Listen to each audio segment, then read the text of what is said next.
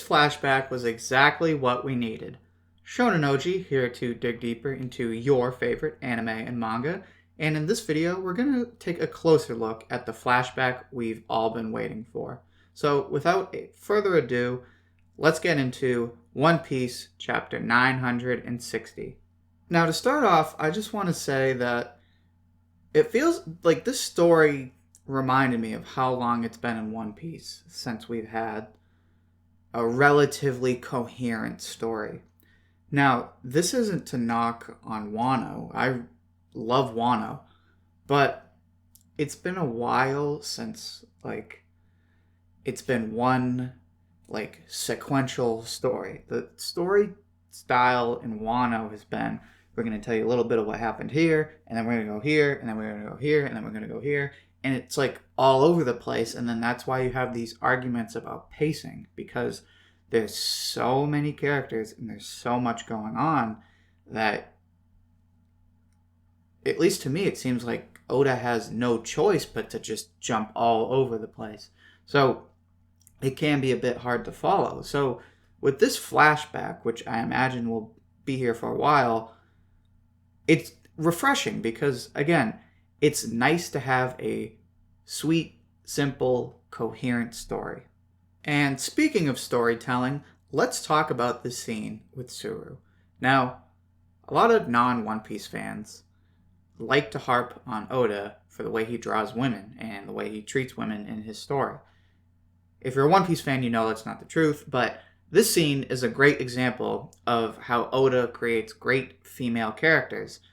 We see the scene with Tsuru, and she was pretty before, but now that we see her in her prime, her youth, she's really pretty. I mean, her face isn't as sharp. Her face is a little more round, and her eyes are that classic Oda female eye, like Nami or Robin. So she wasn't as traditional Japanese. I know that was the goal with her original design, but I just like her younger design better. It's just more aesthetically pleasing. But that's not what Tsuru did that sold me.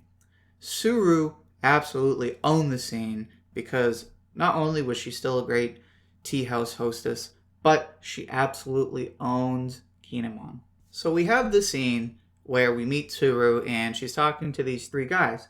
Now, I was actually fooled. I thought these were going to be maybe Kanjuro and some of the other scabbards, but no, they're evidently just a bunch of randos. But they have that boar, and they're talking with Tsuru, and Tsuru notices that Kinemon is taking money out of her wallet. Now, I think this is classic Oda storytelling, because ironically, we know that these two end up getting happily married. So to see a moment before they're even dating, because it doesn't really seem like they're dating, it just seems like they're good friends. To see that this is how it all started is just absolutely hilarious, because we know Kinemon goes on to be this very uptight, honorable samurai type, and Tsuru just kind of seems like she's the same, just still doing her old tea house thing. So just from this one scene, this one page, we can tell that Tsuru, although Oden was clearly a good influence on Kinemon, Tsuru is that idea of behind every great man is an even greater woman, because we see that she's kind of the moral anchor of that duo. But just to reinforce that, we see Kinemon's oh, my little brother needs money. She cuts him off. She's yeah, well, he always needs money because he's a degenerate gambler. And we have that scene. If you remember earlier, we had the scene with Tama where she gave Tama the look down, you're going to eat this food and you're going to like it.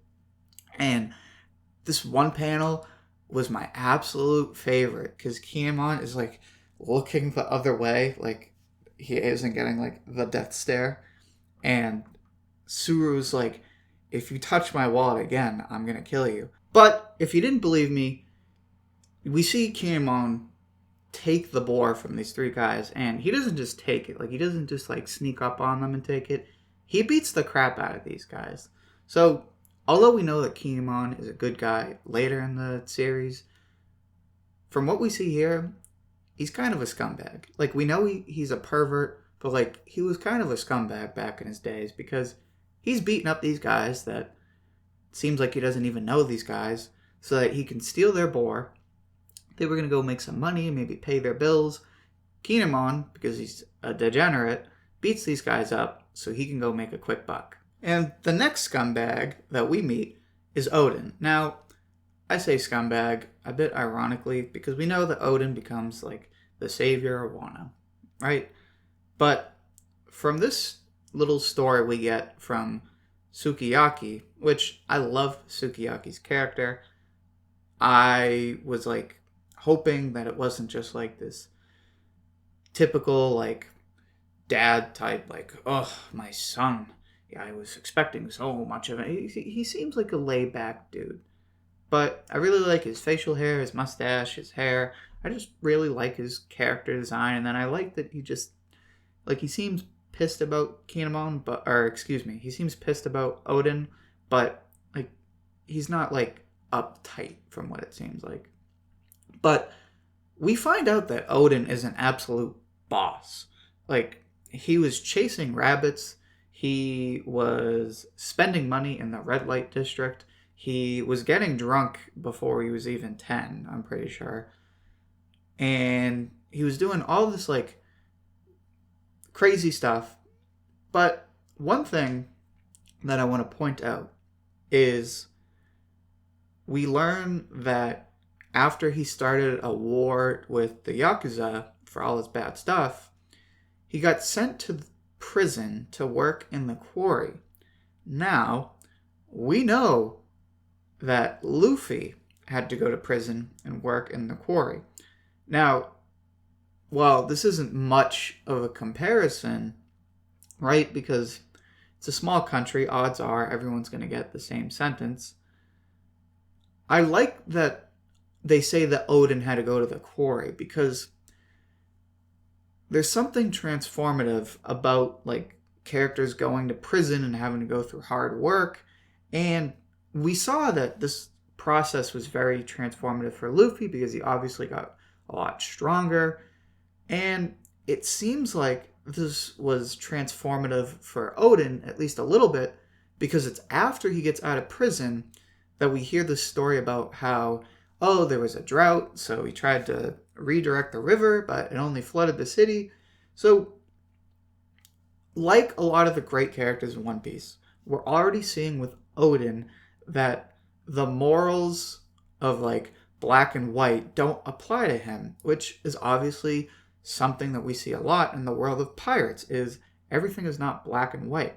So I think all this bad stuff that Oden did as a kid is presented to us on purpose because it's meant to help us see that Oden doesn't subscribe to, like, the typical moral sense of the world. Like, he is very much a free spirit. So just from this intro scene, we already learn a lot about Oden's character.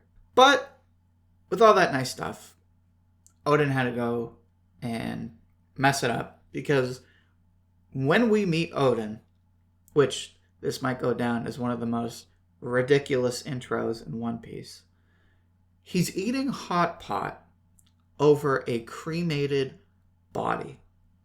And on top of that, he was drinking. So it seems like from what he says as he gets up, it seems like he knew the guy. Maybe it was like his drinking buddy. I don't know. It was some sort of acquaintance of his.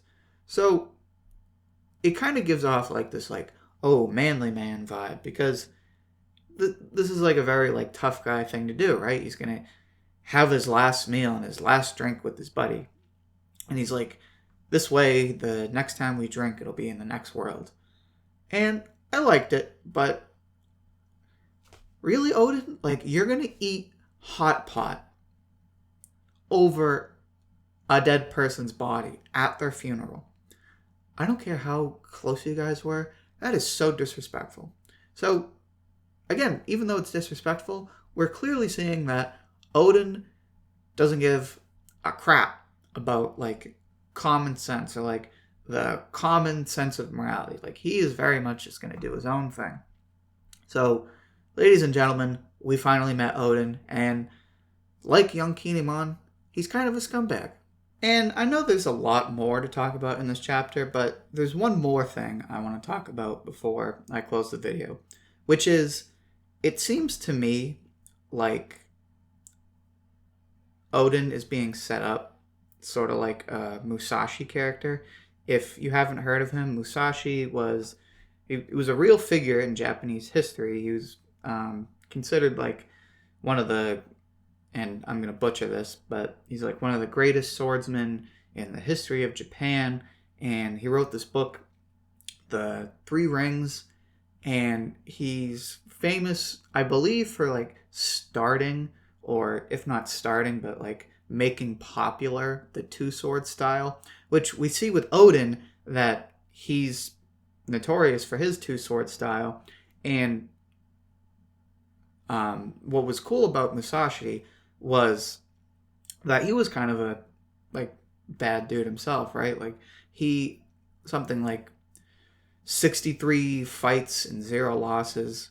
So he was like notoriously strong, and we see that Oden is notoriously strong. So it could be that Oden and Musashi are sort of like compared and contrasted, which I think is really cool because obviously this whole arc is about Japan and Japanese history and Japanese culture. So it would make sense in order to relate to Oden to make him like somewhat connected to actual Japanese history. And I think a Musashi character would be perfect for him. But anyway, that is going to do it for this review. I'm really excited to see what happens with this boar, but we're going to have to wait to find out. Coming up this weekend, I have a Naruto video of all things coming out soon, so make sure to stay tuned for that. I have my Stampede review, which Stampede, if you get a chance to see it, if you haven't seen it already, go see it, but make sure you tune into my review. Got a lot going on this weekend. So, thank you for listening. I hope you enjoyed. If you did enjoy, make sure you hit that like button. Make sure you comment on the video. I really do want to hear what you think about this chapter. Make sure you subscribe to the channel so you can see my future videos. Thank you for listening, and I hope to see you soon.